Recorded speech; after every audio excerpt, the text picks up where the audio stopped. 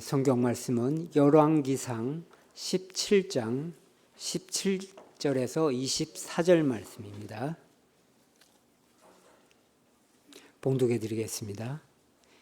2일 후에 그 집 주인이 되는 여인의 아들이 병들어 증세가 심히 위중하다가 숨이 끊어진지라. 여인이 엘리야에게 이르되 하나님의 사람이여, 당신이 나와 더불어 무슨 상관이 있기로 내 죄를 생각나게 하고 또 내 아들 죽게 하려고 내게 오셨나이까. 엘리야가 그에게 그의 아들을 달라 하여 그를 그 여인의 품에서 받아 안고 자기가 거처하는 타락에 올라가서 자기 침상에 누이고 여호와께 부르짖어 이르되 내 하나님 여호와여, 주께서 또 내가 우거하는 집 과부에게 재앙을 내리사 그 아들이 죽게 하셨나이까 하고 그 아이의 몸을 3번 펴서 엎드리고 여호와께 부르짖어 이르되 내 하나님 여호와여, 원하건대 이 아이의 혼으로 그의 몸에 돌아오게 하옵소서 하니 여호와께서 엘리야의 소리를 들으심으로 그 아이의 혼이 몸으로 돌아오고 살아난지라. 엘리야가 그 아이를 안고 다락에서 방으로 내려가서 그의 어머니에게 주며 이르되 보라, 내 아들이 살아났느니라. 여인이 엘리야에게 이르되 내가 이제야 당신은 하나님의 사람이시오, 당신의 입에 있는 여호와의 말씀이 진실한 줄 아노라 하니라. 아멘. 가나안에서 바알은 비와 폭풍 후의 신이었습니다. 그래서 가나안 사람들은 바알이 비를 내려야 농사를 짓고 또 수확할 수 있고, 반대로 바알이 비를 내리지 않으면 고통을 겪고 죽는다 생각하였습니다. 이스라엘의 연평균 강수량은 지역마다 차이가 있지만 지금도 300mm 이쪽 저쪽입니다. 게다가 당시에는 저수시설이랄 만한 것이 없었습니다. 그렇기 때문에 비는 곧 생명이었습니다. 오늘날처럼 풍족한 시대에도 아프리카를 중심으로 연간 수십만 명이 기근으로 죽고 있습니다.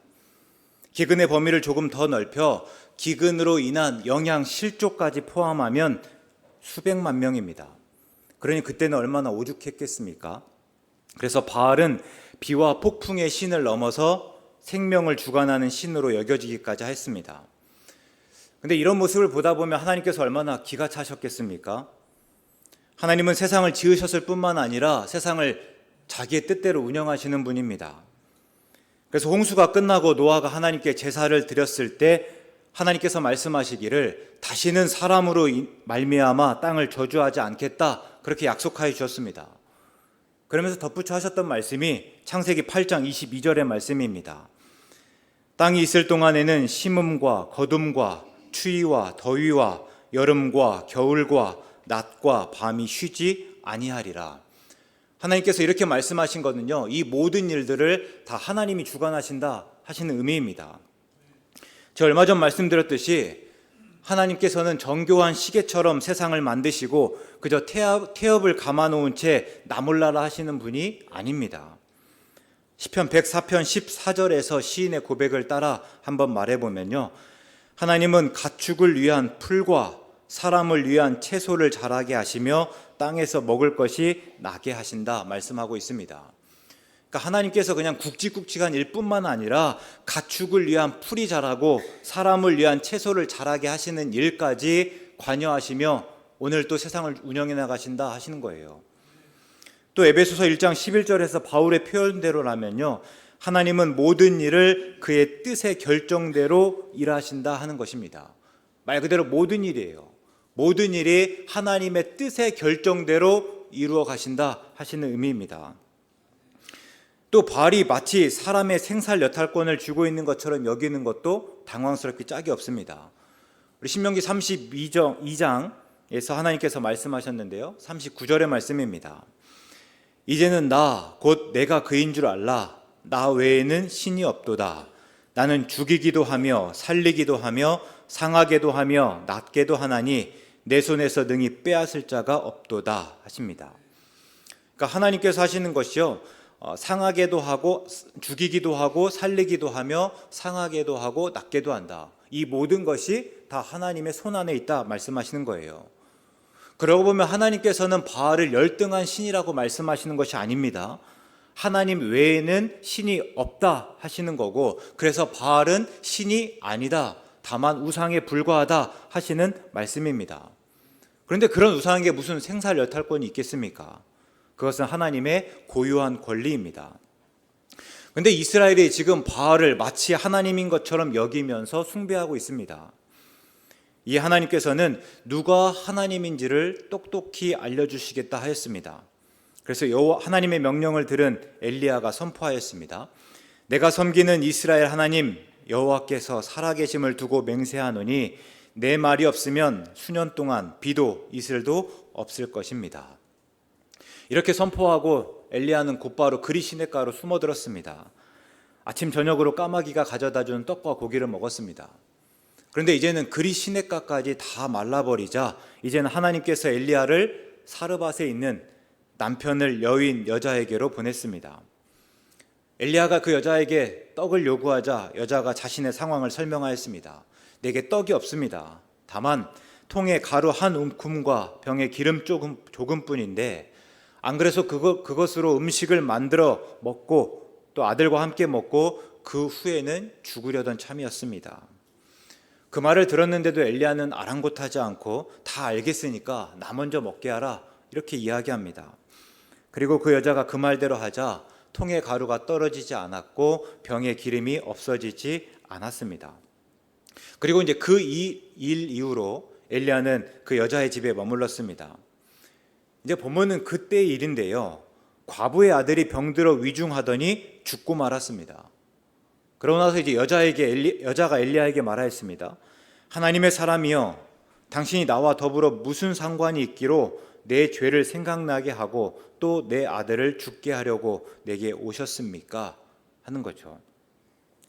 그러니까 분명 우리가 앞에서 보듯이 여자는 엘리야 덕분에 살았습니다.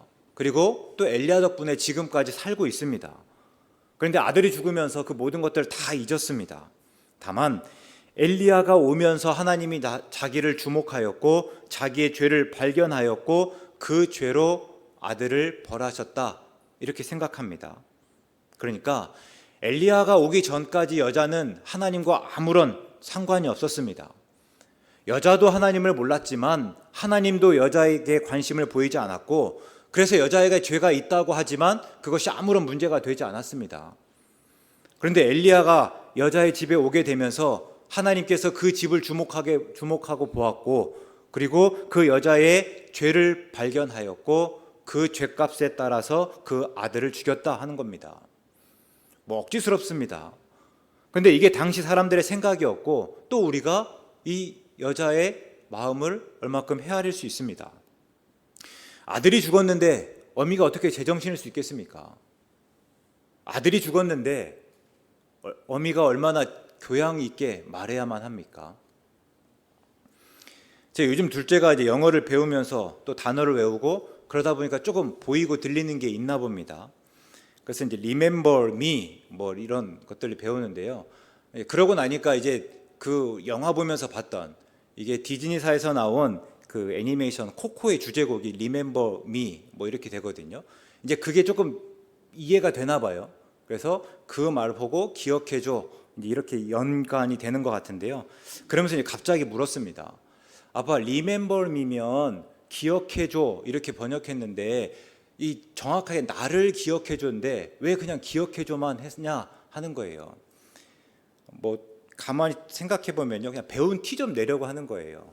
자기가 이제 이 정도는 알아듣겠다 하는 건데 제가 눈치 없이 설명하기 시작했습니다. 첫째, 흔히 시적 허용이라고 한다. 그래서 시나 노래에서는 문법을 철저하게 지키지 않고 그냥 조금 때로는 변형하거나 생략하는 것이 가능하다. 둘째, 말의 기본은 의사소통이다. 그래서 글과는 달라서 대상이 누구인지 분명히 알 때에는 주어나 목적어를 생략하기도 한다. 이렇게 알려줬습니다. 그리고 거기서 멈췄어야 됐는데요. 제가 또 애니메이션 코코와 관련해서 좀 이야기하기 시작했습니다. 그 안 보신 분들을 위해서 잠깐만 한번 이야기해 보면요, 코코가 가지고 있는 흔히 세계관이라고 합니다. 그 내용들을 한번 생각해 보면 그래요. 그 영화에서는 그러니까 우리처럼 지금 살아있는 사람들이 살아가는 세상이 있고 또 죽은 사람들이 살아가는 세상이 있습니다. 그래서 죽는다고 하는 것은 이 살아있는 자들의 세상에서 죽은 자들의 세상으로 옮겨가는 일이에요. 그러니까 바로 죽지 않고 그곳으로 옮겨가는데, 그러면 그곳에 옮겨져서 평생 동안 사냐? 또 그건 아니에요. 그럼 언제까지 거기에 사는가 하면 이 산 사람들이, 살고 있는 사람들이 기억할 때까지는 그곳에 있고, 이 살아있는 사람들이 이제 그 죽은 사람을 잊게 되면 이제 그곳에서도 완전히 사라지는 거예요. 그때 비로소 진짜 죽는 거죠. 근데 영화에서는 주인공 꼬마가 어쩌다가 이 죽은 사람들이 살고 있는 세계로 가게 됩니다. 그리고 그곳에서 이제 고조 할아버지를 보게 됐는데, 고조 할아버지가 사라지고 있는 거예요. 그 말은 세상에서 고조 할아버지를 기억하는 사람들이 거의 없게 되었다라는 거죠. 이제 그리고 다시 그 꼬마가 와서는 이제 증조 할머니에게 갑니다. 어떻게든지 간에 증조 할머니가, 그러니까 그 할머니의 아버지를 기억해 줘야 되만 할아버지가 계속 살 수 있는 거거든요. 근데 이미 증조 할머니가 너무 기력이 다 쇠하고 기억이 가물가물한 겁니다. 그래서 그 앞에서 이 Remember Me라고 하는 노래를 부르면서 결국 그 증조 할머니 아버지, 이 고조 할아버지를 생각나게 하고, 그래서 뭐 잘 되었다라는 식으로 이야기가 끝납니다. 뭐 이렇게 말씀드렸지만 뭐 둘째도 그 영화를 봤으니까 그 내용은 대략적으로 알거든요. 그래서 내가 이런 건 설명하지 않고 바로 이야기했습니다. 그래서 영화에서 죽음은 단순히 코끝에서 호흡이 멈춰지는 것이 아니라 누군가에게 잊혀지는 것이다. 그리고 반대로 우리가 이 세상에 살고 있지만 누군가가 찾지 않고 또 누군가가 기억해 주지 않으면 그런 삶이 곧 죽음과 같다. 영화에서는 그걸 이야기하고 있다라는 것을 말하였습니다. 근데 그러고 나서 제가 딸아이 얼굴 표정 보고 정신이 번쩍 들었습니다. 제가 지금 뭐 하고 있는 건가? 제가 5학년짜리 애를 데리고 지금 죽음에 대해서 이야기하고 있는데 그냥 영어 단어 하나 외웠다고 아빠 앞에서 자랑하는데 제가 너무 또 심하게 또 나갔다라는 생각들을 한번 해보게 되었습니다. 근데 우리가 가만히 생각해 보면요, 우리가 죽음을 늘 이런 식으로 이야기합니다. 우리가 죽음을 있는 그대로 받아들이는 것은 너무 힘들고 어려운 일이거든요. 그러다 보니까 죽음을 어떻게 이야기하는가 하면 그냥 막연하게 추상적으로 이야기합니다. 영화에서처럼 그냥 잊혀지는 것으로 우리가 생각한다 하는 거죠. 근데 본문에서도 그러면 여자에게 아들의 죽음이 그런가? 그렇지 않다는 거예요. 본문에서 그 아들의 죽음은 잊혀지는 것이 아니라 그냥 없어지는 것입니다. 아예 없어지는 것이고 더 이상 만날 수 없고 더 이상 함께할 수 없다 하는 것입니다. 특별히 남편을 대신하는 아들이라는 점에서 그 죽음은 훨씬 더 아프고 또 힘들 수밖에 없습니다. 이런 모든 심정을 알고 있는 엘리야가 이제는 여자를 위해서 기도하기 시작합니다. 그래서 여자에게 아들을 달라 하여 자기 침상에 누이고 여자의 심정 그대로 하나님께 기도하였습니다. 하나님 살려주십시오. 그리고 결국 아이가 살아났습니다. 그때 여자가 고백합니다. 본문 24절의 말씀이에요. 여인이 엘리야에게 이르되 내가 이제야 당신은 하나님의 사람이시오 당신의 입에 있는 여호와의 말씀이 진실한 줄 아노라 하니라. 그러니까 여기까지가 본문의 이야기입니다. 근데 본문에서 가장 중요한 구절을 꼽으라면 방금 읽은 마지막 구절입니다. 우리가 다 이 고백에 이를 수 있어야 합니다. 근데 사실 본문뿐만 아니라 엘리야 이야기 전체를 통해서 열왕기 저자는 우리에게 묻습니다. 누가 하나님입니까? 누가 하나님입니까? 여호와입니까? 바알입니까? 그래서 우리가 잘 아는 엘리야와 바알의 선지자 450명간의 대별을 앞두고 엘리야가 이스라엘 백성들에게 이렇게 묻습니다. 열왕기상 18장 21절의 말씀입니다. 엘리야가 모든 백성에게 가까이 나아가 이르되 내가 어느 때까지 둘 사이에서 머뭇하려느냐? 여호와가 만일 하나님이면 그를 따르고 바알이 만일 하나님이면 그를 따를지니라 하니 백성이 말 한마디도 대답하지 아니하니라. 그러니까 여호와가 만일 하나님이면 여호와만 따를 것이고 너네가 생각했을 때 바알이 하나님이라 생각하면 바알만 따라라. 왜 여호와를 섬긴다 하면서 바알을 섬기고 그러면서 그 중간에 어중간하게 걸치고 있냐, 뭐 이런 이야기거든요. 그럴 때 본문은 그 물음에 대한 예비 물음입니다. 우리에게 누가 참 하나님이냐, 여호와이냐 바알이냐 하는 물음이고, 또 거기에 대한 답입니다. 여호와가 하나님이시고 여호와가 우리 생명의 주권자다 하는 것입니다. 우리는 이 말씀들을 볼 때 흔히 엘리야가 행한 기적에 집중하곤 합니다. 그러나 우리가 주목할 것은요, 여자가 이 마지막 고백에 이르는 그 과정입니다. 여자는 시돈에 속한 사르밧에 살고 있습니다. 그러니까 그곳은 바알을 섬기는 본거지입니다. 그곳에 살면서 여자에게 다른 신은 없었습니다. 혹 있어야 한들 바알처럼 중요하거나 절대적이진 않습니다. 그러니까 하나님께서 여자에게 엘리야를 보내지 않았다면 여자는 평생 하나님을 듣지도 못했을 뿐만 아니라 하나님을 참 신으로 고백할 수 없었을 것입니다. 이게 누가복음 4장에서 예수님도 이 여자를 가리켜 말씀하실 때 드러나는 그 내용들입니다. 예수님께서 하시는 말씀이, 그때 이스라엘에 남편을 여인 여자들이 많았지만 엘리야가 이 여자에게만 보냄을 받았다 말씀합니다. 그러니까 이스라엘은 그런 사람들이 수없이 많았지만 특별히 이방에 있는 이 여자에게로 엘리야가 보내졌다 하는 말씀이에요. 그 말을 다르게 생각해 보면요, 여자는 하나님의 특별한 은혜를 입었습니다. 그리고 하나님은 누가 참 신인지를 알려주었습니다. 다시요, 바알은 비와 폭풍 후의 신이라 했습니다. 그런데 하나님께서 선포하시자 그 땅 가운데 비도 이슬도 없었습니다. 기근으로 먹을 게 다 떨어져서 마지막 남은 가루 한 움큼으로 음식 만들어 아들과 함께 먹고 그리고는 죽을 참이었습니다. 그런데 그 지경에 이르렀는데도 바알은 무기력하고 무능력하였습니다. 자신을 섬기는 사람들을 위해서 아무것도 하지 않았습니다. 아니, 정확히 말하면 아무것도 할 수 없었습니다. 반면에 하나님은 어떻습니까? 자기 백성이자 자기 사람인 엘리야를 먹였을 뿐만 아니라 이제는 통에 가루가 떨어지지 않고 병에 기름이 없어지지 않게 하면서 그 여자까지도 살게 하셨습니다. 또 당시 이 여자의 집만 기근이고 이 여자의 집에만 먹을 게 없었겠습니까? 다른 집도 마찬가지였을 거예요. 정도의 차이가 있었지만 이제는 더 이상 충족히 먹을 때가 아니었고, 그래서 어쩌면 오늘 혹은 내일 정도 먹을 양식이 끝나고 나면 다 죽을 수밖에 없는 그런 처지에 있었을 수 있겠습니다. 그런데 그 속에서 이 여자는 구원을 받았습니다. 그러니 구원의 감격과 기쁨이 있었을 것입니다. 그런데 곧 시험이 닥쳤습니다. 아들이 죽은 거예요. 물론 하나님께서 그렇게 하신 것은 아니지만 이제는 여자는 막 자라기 시작했던 그 구원의 싹을 덮어버린 만큼 그것은 큰 충격이었고 또 시험이었습니다. 그런데 하나님께서는 아들을 살려주셨고 결국 이 마지막 고백에 이르게 하셨다 하는 겁니다. 그럼 우리가 다시 묻지 않을 수가 없습니다. 무엇이 기적입니까? 아들이 죽었다 살아난 일입니까? 맞습니다. 그것도 분명 기적이에요. 그런데 이 이야기에서 진짜 기적은요, 여자가, 그러니까 시돈에 속한 사르밧에 사는 여자가 하나님을 알고 그 하나님을 참 신으로 또 생명의 주로 고백한 일이다 하는 것입니다. 근데 또 우리의 믿음이 그렇습니다. 예수님을 믿는다는 것은요, 분명 당연하고 자연스러운 일은 아닙니다. 이미 기본적으로 우리가 시간적 차이가 있잖아요. 2000년이 넘는 시간 전의 일이에요. 또 지리적으로 문화적으로 한국과 이스라엘이라는 이 경계가 있습니다.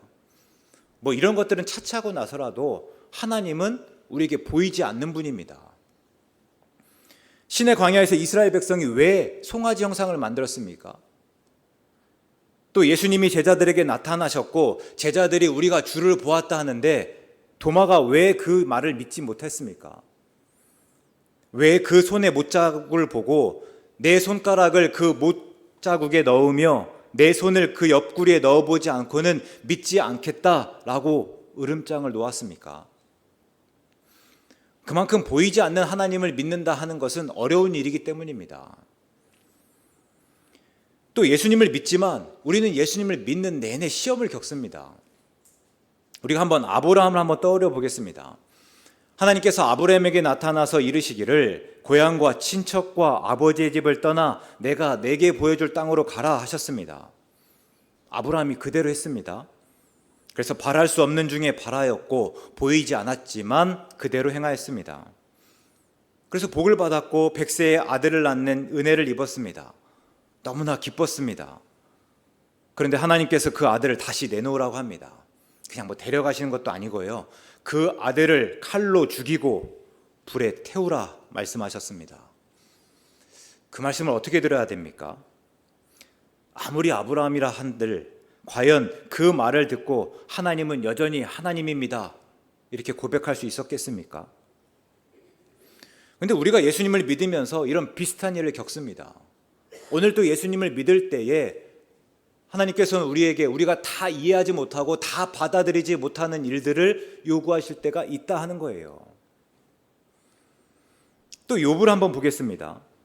온전하고 정직하여 하나님을 경외하며 악에서 떠난 자입니다. 자녀가 많았고 재산이 풍족하였습니다. 그런데 하루아침에 모든 것을 다 잃었습니다.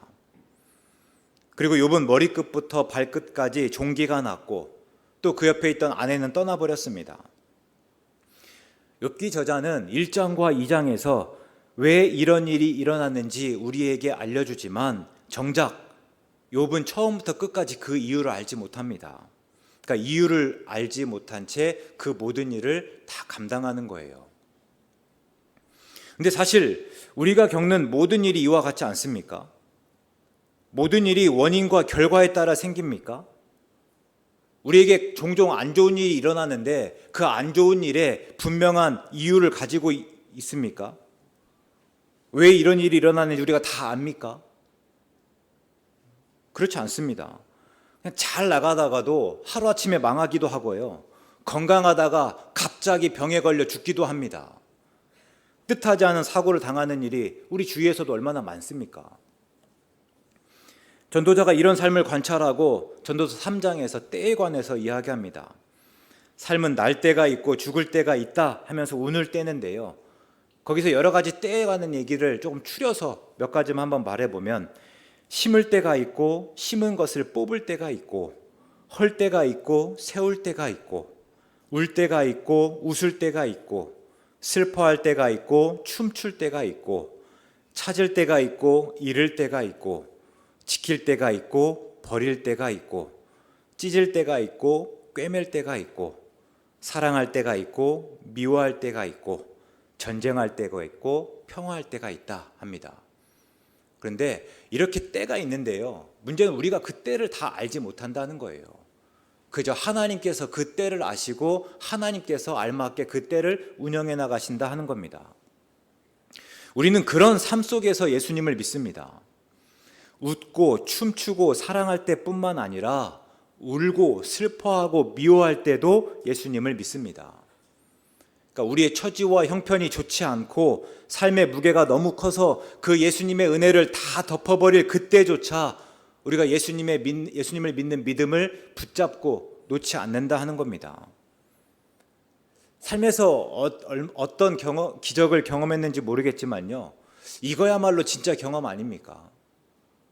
진짜 기적 아니겠습니까? 어떤 때를 지나든지 내가 좋을 때뿐만 아니라 나쁜 때, 힘들고 어려운 때를 지난 그때에도 여전히 예수님을 내가 주로 고백하는 그 믿음이야말로 우리 삶에 있어서 진짜 기적 아니고 무엇이겠냐 하는 것입니다. 에베소서 1장에서 바울이 하나님이 창세전에 그리스도 안에서 우리를 택하셨다 말하고 있습니다. 그 기쁘신 뜻대로 우리를 예정하사 예수 그리스도로 말미암아 자기의 아들이 되게 하셨다 말합니다. 그래서 이 말씀을 근거로 장로교는 예정설을 강조합니다. 하나님께서 모든 것을 예정하셨고 특별히 우리를 구원하시기로 예정하셨기 때문에 우리가 오늘 구원받는다 하는 것입니다. 반면에 감리교나 성결교, 순복음교회 등은 이 예정설보다는 자유의지를 말하면서 하나님의 은혜에 대한 우리 인간의 응답, 그러니까 우리의 믿음을 더 강조하기도 합니다.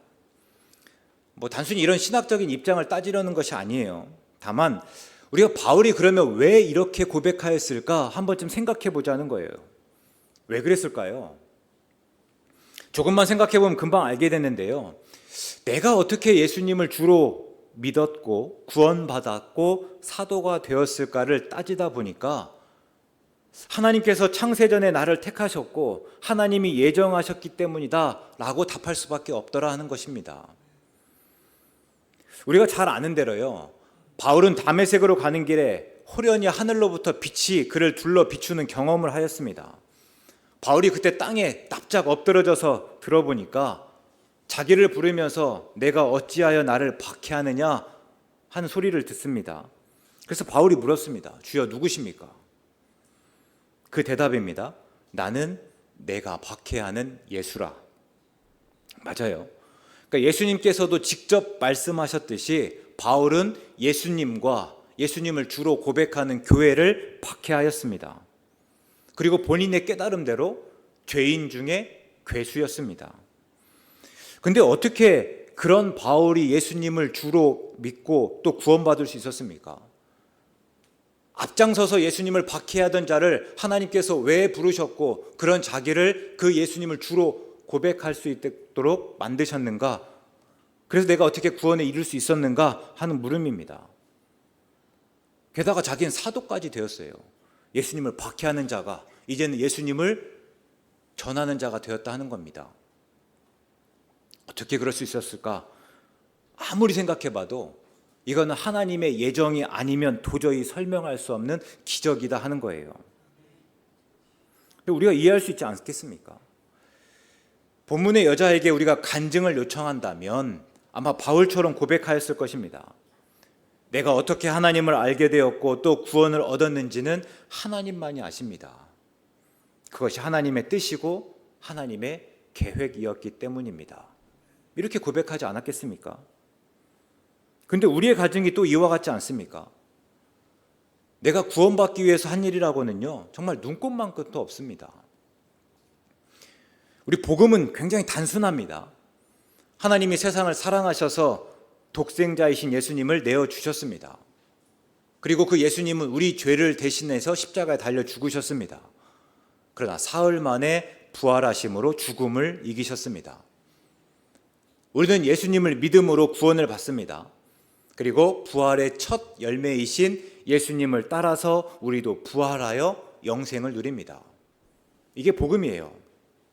그런데 아무리 생각해봐도 내가 어떻게 복음을 듣고 예수님을 믿게 되었는지, 어떻게 하나님이 행하신 이 모든 일을 다름 아니라 나를 위한 일로 여기게 되었는지, 어떻게 그 믿음을 지금까지도 지키고 있는지, 그래서 내가 그 구원으로 기뻐하고 감사하고 영생의 소망을 가지고 살아가는지 설명할 도리가 없습니다.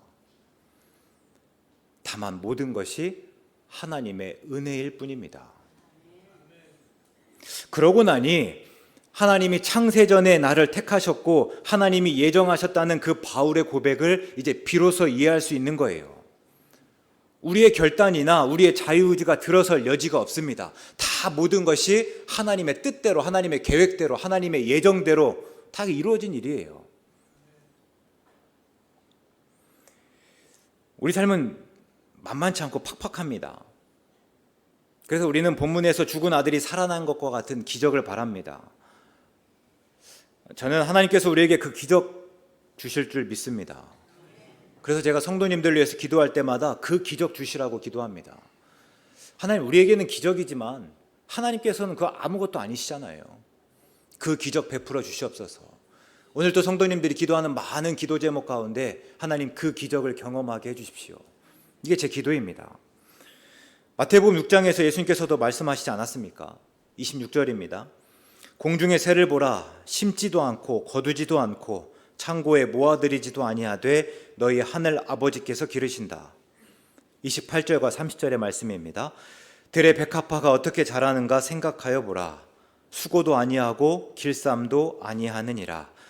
오늘 있다가 내일 아궁이에 던져지는 들풀도 하나님이 이렇게 입히신다. 그리고 덧붙여 말씀하십니다. 하물며 너희일까 보랴. 그러니까 하나님께서요, 공중의 새도 들의 백합화도 다 하나님께서 기르시고 먹이신다 하는 겁니다. 그러면서 우리에게 말씀하시는 거예요. 하물며 너희일까 보랴. 야, 그런데 너희를 그렇게 책임지지 않겠냐? 하시는 말씀입니다. 너희를 먹이고 기르고 입히시겠다 하시는 말씀입니다. 그리고 하나님께서는 그 말씀대로 오늘까지도 우리에게 크고 작은 기적을 베푸십니다. 그런데 중요한 것은요, 그 기적 속에서 하나님을 알고 신뢰하실 수 있기 바랍니다. 기적을 넘어서 그냥 그 기적에 머물러 버리고 그 기적으로 만족해 버리는 것이 아니라 그 기적을 넘어서 기적을 베푸시는 하나님을 바라보실 수 있기 바랍니다. 그리고 더 나아가서 다니엘의 세 친구처럼 그렇게 하지 아니하실지라도 하나님만 섬기고 예수님처럼 내 원과 다를지라도 아버지의 원대로 이루어지시기를 구하는 일입니다. 우리가 진심으로 그와 같기를 바랍니다. 기적을 넘어서 그 기적을 행하시는 하나님과 교제해 나가는 것입니다. 요한복음 6장에서입니다. 예수님이 보리떡 5개와 물고기 2마리로 5,000명을 먹이셨습니다. 그랬더니 이후로 사람들이 예수님을 찾았습니다. 예수님으로 말미암아 먹고 배부르고자 하였습니다. 기적을 바란 거예요. 근데 예수님께서는요, 이렇게 말씀하십니다. 기적이 아니라 그 기적 속에서 표적을 보라. 당장 떡을 먹고 배부르면 그만인 것으로 여길 것이 아니라 그 속에서 영생을 얻으라 하시는 말씀입니다. 그래서 그 이후에 예수님께서 하시는 말씀이 나는 영생의 떡이다 말씀하십니다. 생명의 떡이다 말씀하시고 이 떡을 먹고 영생을 얻으라 하시죠. 그것이 하나님께서 예수님을 보내신 이유이고 예수님이 우리와 같은 육신을 입고 이 땅에 오신 까닭입니다. 요한복음 3장 16절 말씀입니다. 하나님이 세상을 이처럼 사랑하사 독생자를 주셨으니 이는 그를 믿는 자마다 멸망하지 않고 영생을 얻게 하려 하심이라. 하나님이 그 아들을 내어주신 까닭은 우리에게 영생을 얻게 주시기 위함이다 하는 것입니다. 예수님께서 이렇게 말씀하셨는데요, 그런데 사람들이 이 말씀을 이해하지 못하였고 더 이상 예수님을 따르지 않기로 합니다. 그리고 다 예수님을 떠나갔습니다. 그때 예수님이 12 제자에게 물으셨습니다. 너희도 갈래? 너희도 다른 사람들처럼 나를 떠나 갈래? 이렇게 물으셨습니다. 그때 베드로가 대답하였습니다. 요한복음 6장 68절입니다. 시몬 베드로가 대답하되 주여 영생의 말씀이 주께 있사오니 우리가 누구에게로 가오리이까? 제 이 말씀을 곱씹을 때마다 정말 소름 끼칠 정도로 감동적입니다. 주여 영생의 말씀이 주께 있는데 우리가 누구에게로 가겠습니까? 저는 베드로의 이 대답이 본문의 마지막 구절 여자의 고백이고 또한 우리의 고백인 줄 믿습니다. 예수님이 생명의 떡이라고 하자 오히려 사람들이 떠났습니다. 그럴 때 우리가 예수님을 믿는다 하는 것은요, 절대 당연하고 자연스럽지 않습니다. 그 일 자체가 기적이에요.